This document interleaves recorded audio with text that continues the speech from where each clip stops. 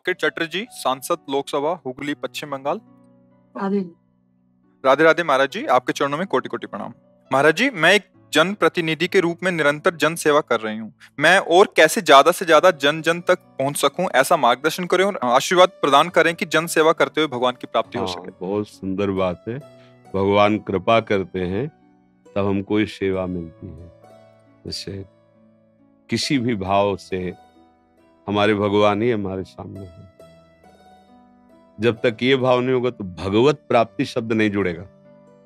पुण्य बन जाएगा, उत्तम लोगों की प्राप्ति हो सकती है, पर भगवत प्राप्ति शब्द उसी से जुड़ेगा। अच्युत भावना विहीन हर कर्म फल देने वाला बनेगा। और अच्युत माने भगवान, भगवत भावना युक्त जहां हुआ वो कर्मयोग हो जाता है, और कर्मयोग सीधे भगवत प्राप्ति कराता है। आपको तो बहुत बढ़िया कर्मयोग मिला हुआ है। अधिक से अधिक जन समुदाय में जाना, उनके समस्याओं को सुनना। पहली निवृत्ति है सुनना।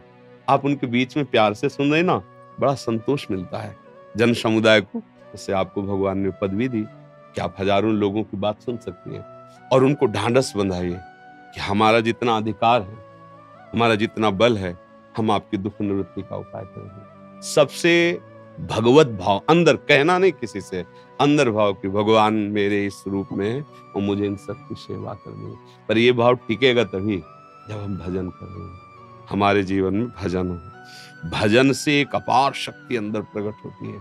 सहन से, अच्छा सब लोग तुम्हें सद्भावना से ही थोड़ी देखेंगे। कोई आपके विपक्ष की भी भावना करेगा, आपको उससे भी कटु व्यवहार नहीं करना। तभी आपकी महानता साबित होगी, तभी वो सेवा योग बन जाएगा।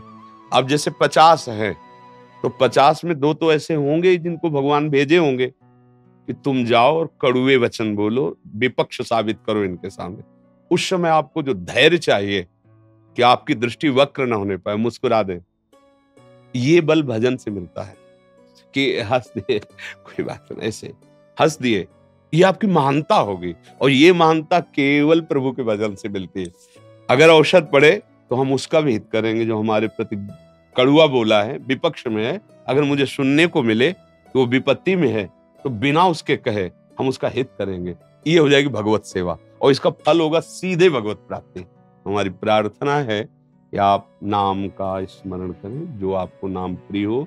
या अब हम लोग तो नशेबाज हैं राधा नाम के, राधा राधा राधा। आपको जैसा प्रिय लगे नाम जप कीजिए, और आहार शुद्ध रखिए, खान पान।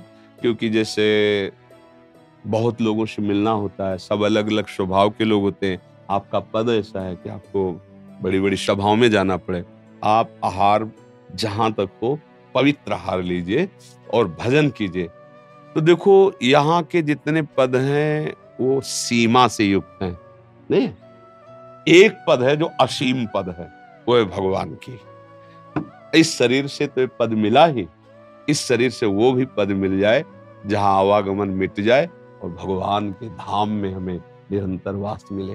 ना जन्म, न मरण, न रोग, न शोक, न दुख, न हानि, न कभी किसी तरह की चिंता। अब हम निहाल हो गए, अनंत काल तक के लिए सुख। और वो इसी शरीर से मिल सकता है, देवताओं के शरीर से भी नहीं मिलेगा। तो प्रभु की वास्तविक आपके ऊपर कृपा है जो आप संत समागम में आई है। जब द्रवहि दीन दयालु राघो तो साधु संगति पाए। भगवान जब अपने जन पर प्रसन्न होते हैं तो अपने संतों के पास भेज देते हैं, मिला देते हैं। तो खूब नाम जप कीजिए, आहार शुद्ध रखिए, और व्यवहार भगवत भाव से कीजिए। कहने की जरूरत नहीं कि आप सब हमारे भगवान, नहीं। जरूरत पड़ेगी हम आपसे आंख भी टाइट करेंगे, पर भाव यही रहेगा कि आप आए। जैसे भीष्म जी को जरूरत पड़ी तो बाण संधान करें ना, सामने श्री कृष्ण है, वहां भाव तो करने की जरूरत नहीं, सामने है, पर बाण विपक्ष में तो संधान कर रहे हैं ना। पर भाव यही है, जब दौड़े भगवान चक्र लेके तो रख दिया, बोले वाह प्रभु, यही देखना चाहता था कि मेरा प्रण रखते हो या अपना प्रण रखते हो। भगवान ने प्रण किया था महाभारत युद्ध में मैं कोई अस्त्र नहीं गाऊंगा। उन्होंने कहा था मैं गंगा का पुत्र, शांतन पुत्र नहीं कहलाऊंगा यदि आपसे अस्त्र न गहा दूं। तो भगवान ने अपनो परण विशार भगत को पूरो परण। पर देखो भगत विपक्ष में खड़ा। अगर हमें जरूरत पड़ रही है कि अब हमको डांटना है तो हम डांटेंगे, दंड भी देंगे, लेकिन भाव हमारा वही रहेगा कि हमें रोल दिया है, वो रोल कर रहे हैं, हमें जो पद दिया उसके अनुसार हम सेवा कर रहे हैं। पर इस सेवा का फल होना चाहिए, हे गोविंद, हे कृष्ण, आप प्रसन्न हो जाइए।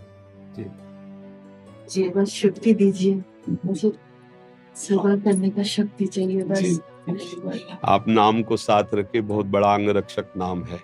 नाम पहारू दिवसनिस, ध्यान तुम्हार कपाट। नाम का पहरा हर समय, अगर आपके अंदर नाम चल रहा है ना, विश्व की कोई भी ताकत नहीं कि आपको नष्ट कर सके, झुका सके, आपको गिरा सके। आप जब के अंदर ही अंदर नाम को अपने साथी बना लीजिए।